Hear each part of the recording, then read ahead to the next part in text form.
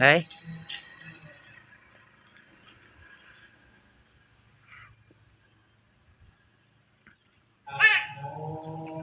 ทำบุญมาเนี่ย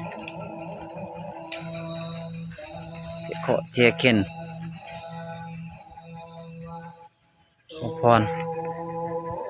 เอาเงินนะครับมันแห้งๆ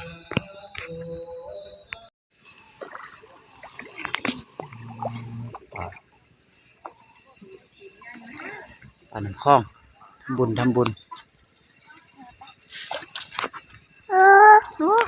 บ่ไปเช้ามันเลย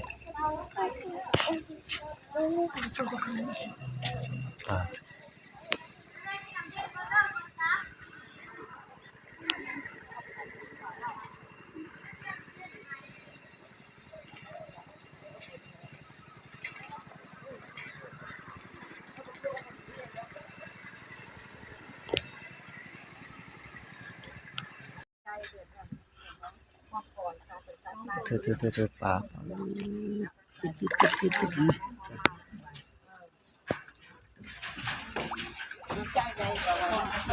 ปั่นคล้อง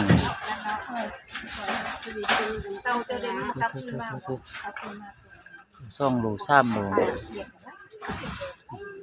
เหมือนฟังไทยแล้วมีฟังลาวมันสะวัดทำพระเนี่ยคนกระลายเติบมาเนี่ยจัดอ้อนเต็มป่า